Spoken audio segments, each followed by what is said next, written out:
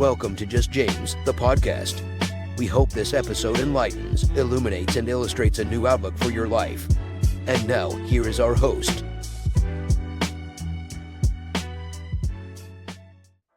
Well, hello. It's your boy, it's me, it's PJV, and that's no cap, that's big facts. Welcome to the Just James podcast, everybody. I got a special guest with me. She's the author of the Self-Care Workbook for Women. It's available on Amazon. She's a facilitator of the I Am Her Facebook page. She's a hard worker, mentor, overcomer. Everybody, give her biggest applause for the wise, the beautiful Sepeshia Baker. Everybody. Everybody, hello. So let's get into these questions. First question is, how would you describe your journey to discovering your purpose? And were there moments of clarity or turning points that shaped you into who you are today? Okay, that's a good question. So finding my purpose, it was more of being of service of other people. I had no idea what my purpose was at first, so I had no clarity. I felt like I was lost. All I know is that I wanted to help people, so that's what it was. That's really sum it up, really. Okay. So how was that journey like for you as far as growing up and coming into that? What was that journey for you in navigating life as a young woman to where you are now? How was that journey for you? Well, the journey was really rough. Of course, I'm just not coming home from prison in April, so I did 5 months. So that was a real big deal for me to finding my purpose. So I can really say it was rough. Growing up, it was really rough. I didn't have my father in my life because he was in prison. My mom was a single mom, so she took care of me by herself. So watching her and just watching her strength going up, looking back now, it's like, oh, okay, so now I see what strength looks like, so it was really rough to get here. It was. Wow. So I would estimate to go through what you went through, especially going to prison for 5 months, and look, prison for any time is mentally taxing, whether it be 30 days or 5 months, it's taxing. So what role does faith and spirituality play in that, or in your personal values play in your understanding of your destiny and of your journey up to that point? And how do you stay aligned with it during challenging times? Okay. Well, first and foremost, you have to understand that really life is a journey. So you really don't know. Well, this is how I operate from my perspective. I go in every day not knowing what's going to happen, but just knowing that God has it under control. I have not always been like that. I always had that faith like that. I have not always. My grandma always used to say, you don't worry about nothing. You just have peace. I have to be. That's where faith lies. If you worry about everything, it's like, how can you say you're Christian? How can you say you have faith? So just knowing that anything that I do go through, it's like, God, what are you trying to tell me? I look at every situation like that, even encounters, even from the encounter from you and I, it was a purpose for that. So as long as you think about everything has a purpose, that's where your faith can get stronger, because you know that nothing that you're going through is for no reason. So absolutely. Yeah.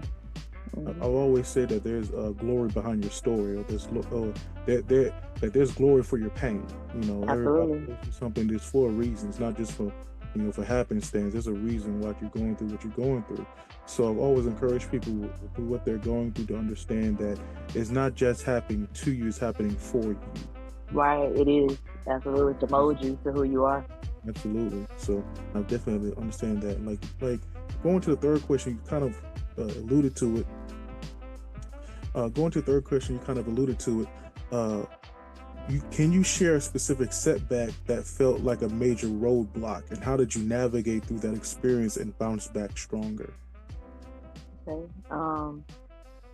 I would say being out right before I went to prison. I was homeless.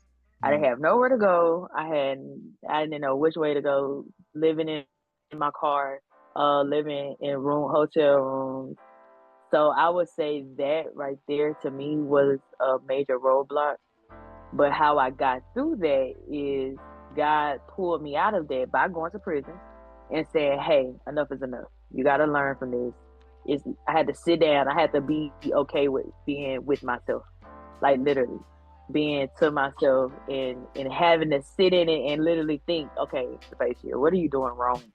What is it? What is God trying to teach you?" Because at first, when I was homeless and all of that, I was running from something. It wasn't that I couldn't pay my bills. It wasn't any of that. It was just I was running. I wasn't okay with going to go talk to somebody. I wasn't okay with telling people my business. I was running from the fact that, okay, God is literally giving me these resources and I'm not using them. So that right there was a roadblock for me by trying to listen to myself. And I could have just been praying and asking God like how to get through it. So that's what sent me to prison. Wow. So you said you were running. What were you running from, if you don't mind me asking? I feel like it was more of like embarrassment, shame. my family shame. See, now talking about going to prison and all of that, I'm like, okay, it's my story. But when I was going on my way to prison, it was like, oh, I can't tell nobody this. I can't put that out there. I can't tell nobody I was homeless.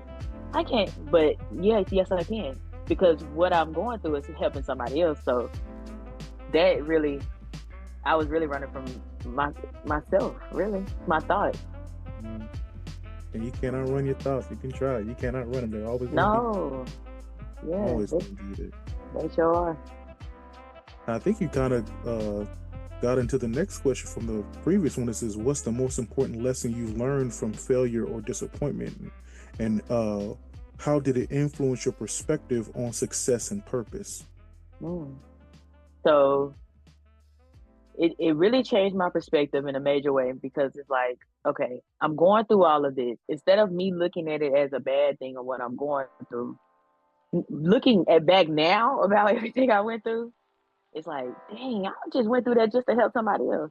I just really sacrificed all of that just to help somebody else. So it changed my entire perspective about life in general, about spirituality, where I'm at currently, working my janitor job. I've never had a job like that. It changed my perspective. Why am I here? Like, am I here to learn these lessons? Am I here to clean? Am I here to help? I feel like I'm literally on assignment. So it changed my perspective in a major way. Like I can pray now and say, okay, God, I know you got it. I know I went through prison. I know I'm working at this job for a reason. So it changed my perspective in a major way, just to let go. Let go. Yeah, I can definitely understand that.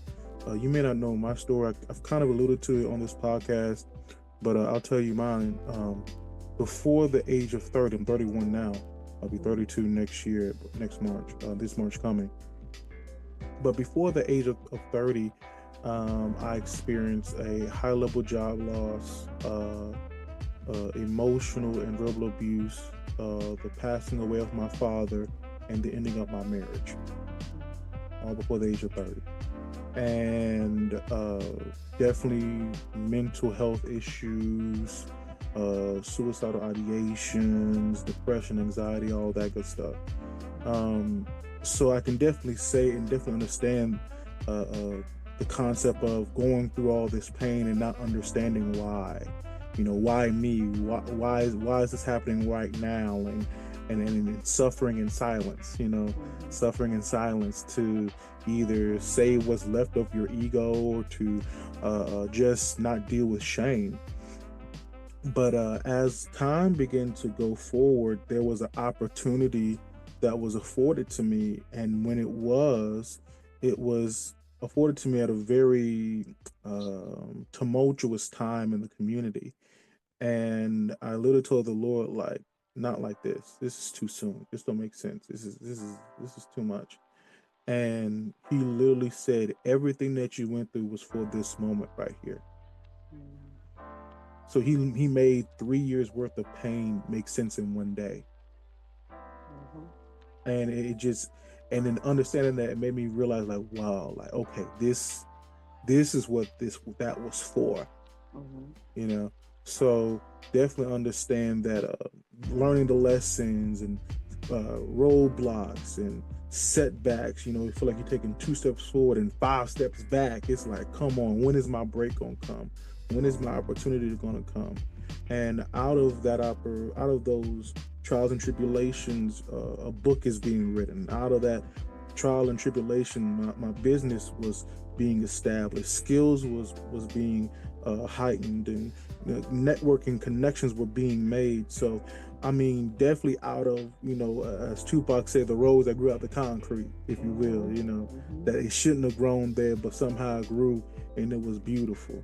So I can definitely understand, facing opposition, facing roadblocks, not knowing how, yet God making a way out of no way, and then all of a sudden making all of your pain within one day make sense. It's very just mind-blowing. It is. Just very mind-blowing. Next question. Who or what has been instrumental in helping you rise after a setback? How important, and also how important are community and relationships in shaping your journey? Great question. I don't think it's a who, because I believe everybody I come encounter with has a part of who I am or who I'm becoming. Everybody. I don't care if it's someone at the corner store.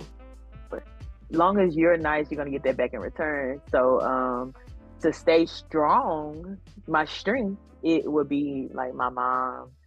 I have ladies in my prayer group when I don't have the strength to pray, because I still go through things. I do. I still go through everything every day, literally. Still going through it right now as we speak.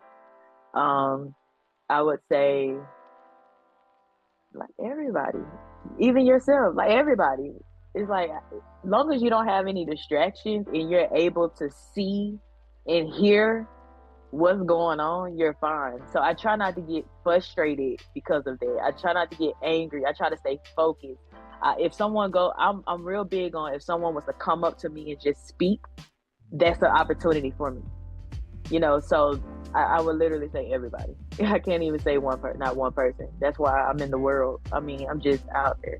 So yeah, everybody. And obviously, I've been seeing you out in the world, but you're also mentoring young ladies. How did you get into the process of mentoring young ladies and young women? I actually did not have a clue that I was going to do that. A pastor came up to me actually at church, and before I even went to prison, actually. So this was already in the making. My little sister actually started it too. I gotta give her credit.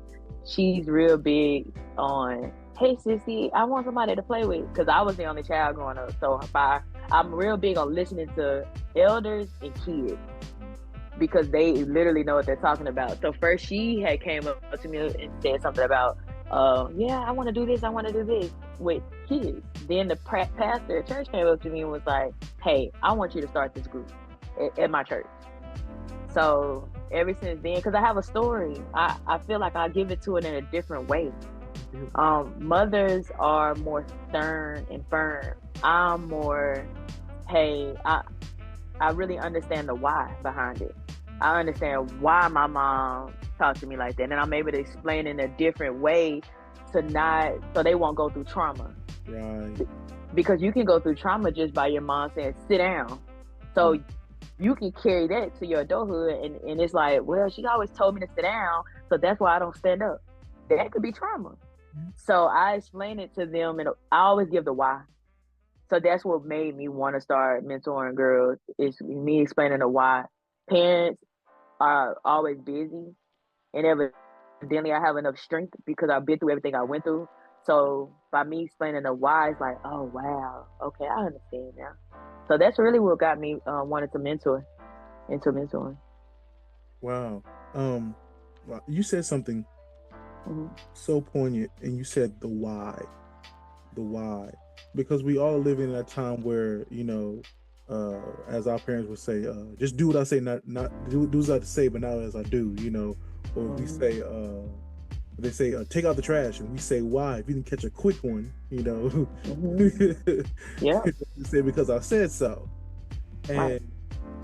And it's still, we have the question of why, So, could you give an example of how you helped a young lady navigate her why? Because, like I said, a lot of us are scared to ask the question, why? Yeah, yeah. I would have to say I had a young lady. She was I don't. She's on the bigger side, and she was having an incident at school where they were joking on her, where she didn't want to go to school or whatnot. But I can relate to that because I was on the bigger side when I was younger. So it's like I got joked on as well. So, so she was like, "But why are they like that? Why are they so mean? Why are they doing that?" I explained to her, like, you know, their parents probably did them like that. Majority of the time, it's a learned behavior. So, because kids don't grow up just being bad. That's not, adults just don't grow up. It's learned behaviors and carrying it. So, by me explaining it to her, she's like, okay. I said, so you have to extend grace. You got to extend grace. Teach them how to treat you. You still be nice. And then they're going to, 9 times out of 10, if you be nice to someone, they have no choice but to be nice back. Absolutely. True story. So there's a guy that actually works with us at the plant, right? So for those who know, we have Toyota plant A, Toyota, give us some cars, or sponsor me, give some money. So there's a guy that I went to high school with. He works at the plant with us, and he actually was my bully at school. He actually was my bully, and we got close over dancing. That's what it was. He knew I could dance. I was a short, chubby kid in school too, but I could dance. Yeah. So he was like, "Bro, I ain't never seen a big dude move like that." He was just shot. He just skinny dude. And we just bonded over that. Next thing you know, that birthed into like 11-year friendship. So he ended up going to prison for a very substantial amount of time. And he recently got out from his second bid, and he's doing good for himself. So I understanding that brokenness, and why do you do what you do, and there's a lot of things that went on with him, and some things that went on with me. So it's understanding like, hey, everybody has their story and their reasons for why they do what they do, and it's not because they're being mean. It's that they think that way of life is normal when it's dysfunctional. And that's all they know. So that's what it came out to me from that example. So that's a very valid point. Very good story. So how has your definition of success evolved over time, especially after facing challenges, and what advice would you give to others about redefining their own paths? Okay. I used to think that success was money. That is crazy. I used to think that you had to have a lot of money. I'm going to go get my hair done, my nails done. No, success is more than that. It's like success is a spiritual walk. There is no way that you can be successful without God. Like, I don't even see how if it is, you're stressed out, your head is hurting, you have high blood pressure, all of that. If you make it about money. But if you change your perspective and you make it about the journey instead of money, because you can be successful without having a dollar. Right. That's correct. As long as your business is running and you're making a difference in someone else's life, that's all the success I need. Honestly, I can still run a business and still work a 9 to 5 and still be successful. Success is not defined by that. So that's definitely my definition of success, and that's how I feel like it is. If that answers your question. No, that's a very good question, because a lot of people do think that money is success. A lot of people think, if I got this money, that means I'm successful. But nah, bro, like your heart is toe up. Or you got money, or you have skills, but your personality is trash. Your attitude is shot, and nobody wants to be around you. Like, they'll acknowledge that you're skilled, but as a person, they don't even want to deal with you, because you think that's all it is. But then the Bible tells us, what does it mean to gain the whole world and lose our soul? So people are doing everything they can to achieve this because of what they didn't have, as opposed to. So what I have to learn is that when it comes to success, is that People build success off of what they see from the rearview mirror instead of what's in front of them. Like I literally know entrepreneurs who started a business not because of wanting to make a difference or they felt like there was a call or an assignment. They started their business because they did not want to go back to the poverty that they grew up in. Right. So their whole premise for wanting success is just not to go back. Right. So they're building backwards. They're establishing stuff backwards. And it's like, it's not sustainable after a certain amount of time. And next 20 years, 30 years has passed by and you may have built something, but what could have been if you just built it looking forward? Right. If you stop building out of fear and desperation. That's what that is, fear.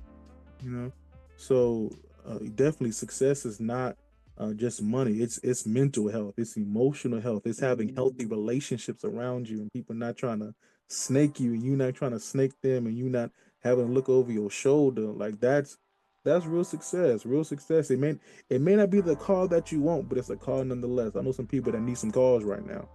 Right. Yeah. It may not be the house that you want, but it's a place to stay. I know somebody that need a house right now. Right. It may not be the meal that you want, but somebody don't have that meal. Right. So I've learned that success is being able to be, as Paul said, learn how to be a base or being content with where you are. And of course, being content doesn't mean accepting mediocrity. It's just understanding, just being grateful for the fact that I had to learn that sometimes with success can make us ungrateful. What do I mean by that? Like that in this moment, and those who are listening, in this moment, we're living an answered prayer. Like you just stop and just think about it. Like the way that you're living right now, a few months ago, you were praying for days like this. You're right. You was praying for days like this. And now you in the days that you were praying for and you're not happy. You're not content. You're not grateful. So God's like, why should I give you any more if you're not grateful for this? There you go. So there's moments where like when I achieve something, I have to kind of stop and just soak it in. Like, like this. Right. Yeah, because most people, when they get it done, they be like, okay, it's over. What's next? No, just stop for a moment. Smell the coffee, smell the flowers, touch grass. You're right. And just appreciate, like, man, like God really pulled up for your boy.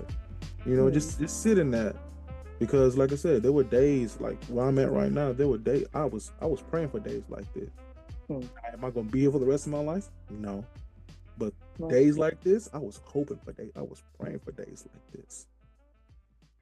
Amen. So that to me, that's success. That living in the days that you were praying for. Living in the day. That's good. That to me, that's peak success for me. Absolutely. So during all of the stuff that you went through, you said you were homeless, you went to prison, your upbringing. Where did you find the strength to keep going when all those things didn't go as planned? Because I'm pretty sure you had some plans and that you thought about, and then things that most likely work out the way that you plan. Where did you find the strength to keep going when it didn't go as planned, and what daily habits or mindsets help you maintain your resilience? Looking at other people's story is what made me keep going, really.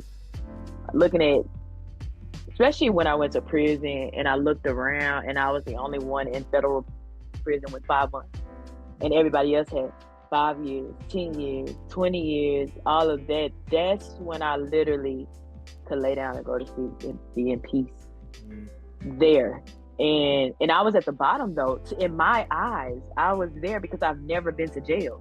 Never. That was my first time ever going somewhere. Ever. Never been to jail, never been anywhere.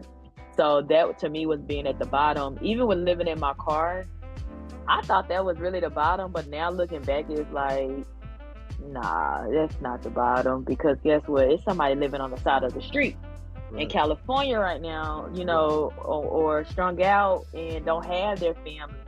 So just looking at other people's story is what actually made me keep my strength, and knowing that okay, Pay, if you continue to live like this, you have a mom that's still alive. Some people can't. You have a mom and a dad that's still alive right now. Why would you take them through that? That is stressful. I'm not that selfish. I have a little sister. She's 8. I'm 31. She's 8 years old. So it's like, why would I not be an example for her? So just looking at everything, it gave me strength. It gave me a lot of strength, especially now. Because again, when I came home, I actually had nothing. Nothing. Storage room was gone. Before I even moved, before I even went to prison, I had no idea I was going. But when I moved out of my apartment, the girl that stayed next door to me had nothing. Had no couch, no bed, no anything.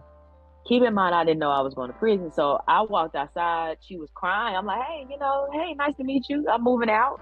How are you doing today? She said, I'm doing good. I just don't have anything. She's from Montgomery. I said, you know what? You can walk in my apartment and grab everything out of there. Just take it. So by knowing that I've always continued to do good as well, during my tough times, that gave me strength to know that God was gonna come through one day. Like the story of Job also gave me strength. Yeah, I stuck to that the whole time too. All my down time, I literally stuck to the story of Job. Because I mean, look at that story, how God actually gave the devil basically permission to attack him.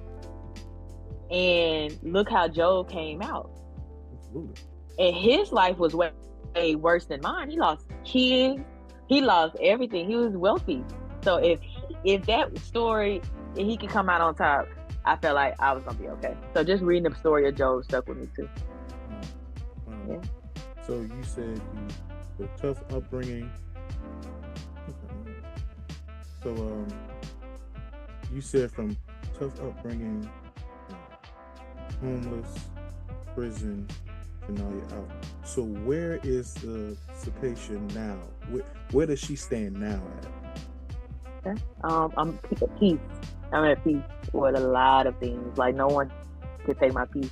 I've been tested a couple times where I could have went off, cussed people out, went to go tell on people, did this, did that.